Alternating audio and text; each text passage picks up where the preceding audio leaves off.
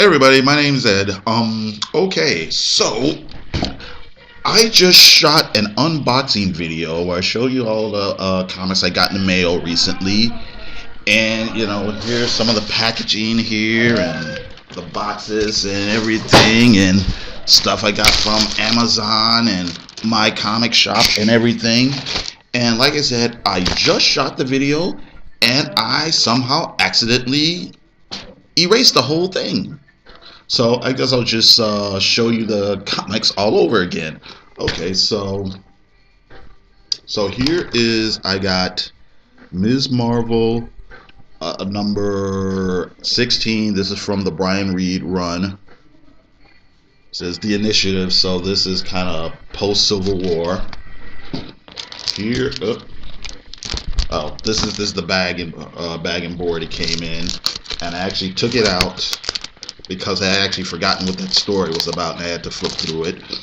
This I got Coffin Hill number 3.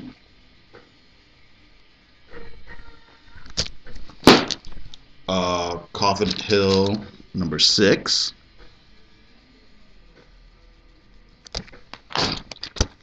And Coffin Hill number 5. I have a beat up copy of Werewolf by Night number 26. This is a Gil Kane cover. Werewolf by Night 27. I mentioned in the video that I shot I'm sorry, I just got distracted for a minute. I think this is a Gil Kane cover too. But what I had said before is every so often it seems, like once every blue moon, it seems like Marvel will put out a comic or two featuring their old monster characters, but it doesn't seem like they're really interested in like bringing them back in a meaningful way. I kind of think a lot of times it's just they bring them back just to protect the trademarks, to keep a hold of the trademarks and stuff. But it would be really interesting, I think, if Marvel did make a serious run of trying to do horror comics and mystery comics again. I have Luke Cage number 23.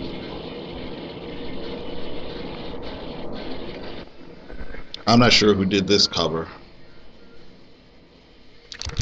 I have Black Goliath number 5. It's another Gil Kane cover. And Luke Cage number 27.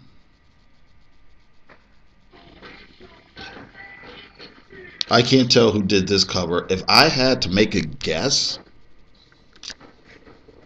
I would guess maybe Rich Buckler, who was working for Marvel at the time, but I'm not too sure.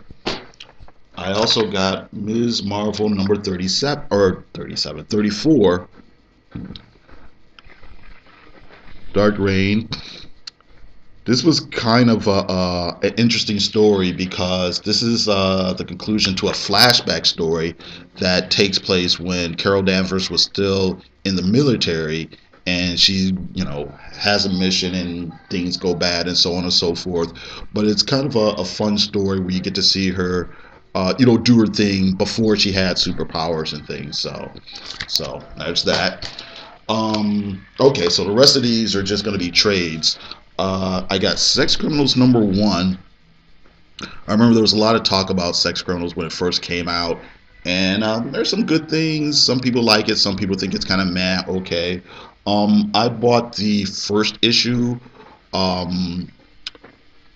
the image, Image First, that's what I want to say, where they'll like sell the first issue of a comic for like $1, just to get people to try it out. And I actually kind of enjoyed it, so I'm going to look forward to kind of reading this. I'll probably do a review on it. I got, oh no,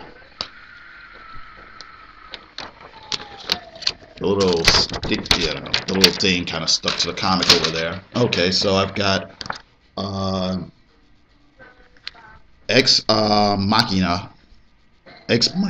I always say that word wrong.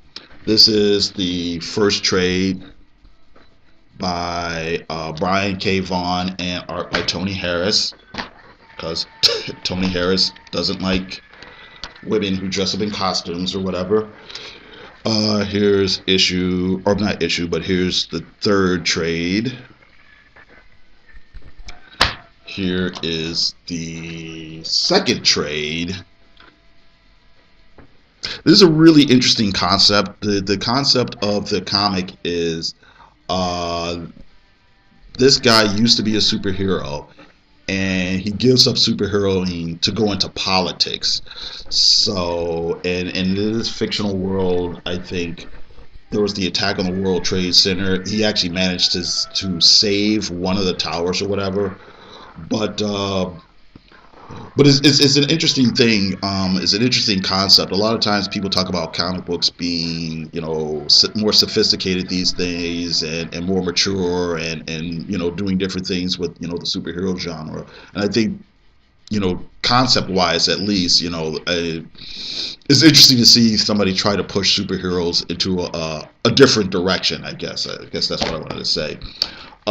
Speaking of which, I have Wildcats version 3.0. This is the first trade. It was written by Joe Casey, and the art is Dustin, and I'm gonna say it wrong. I always say it's wrong. Nguyen, Nguyen.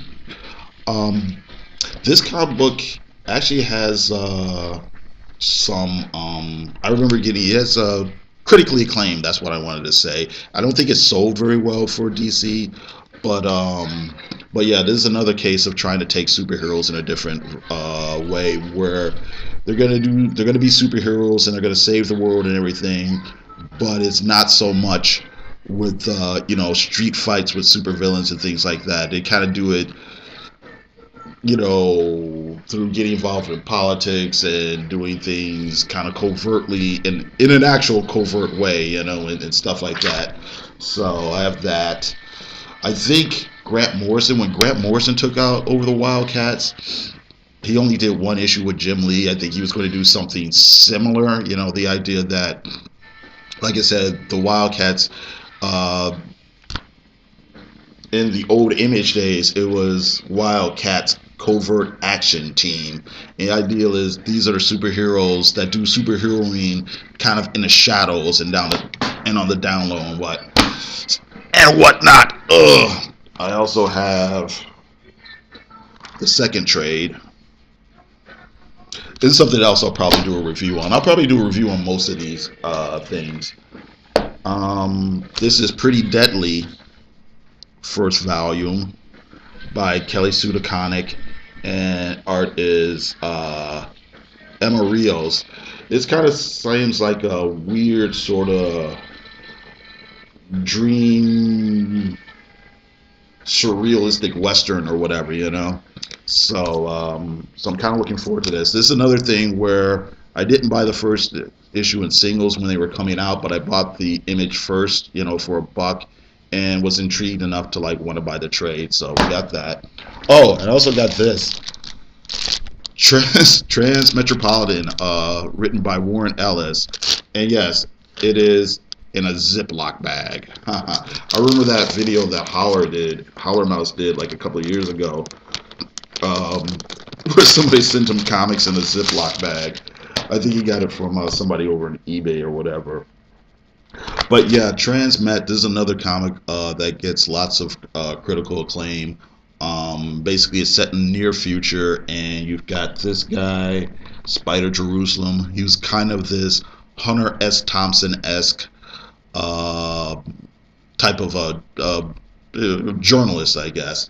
And again, it deals in a lot of politics and satire and things like that. So there you go. Like I said, I'll probably do some reviews of some of these trades. I'll definitely do one on sex criminals. I'll probably do one. Well, I'll definitely do one on Wildcats as well. I'll probably do one on. I may or may not do one on Ex Machina. So anyway, that's it. video. Anyway, that's it. Thanks for watching. Like I said, I'm sorry the first video actually got deleted accidentally, but what are you gonna do? Okay, so thanks, and everybody, you have a good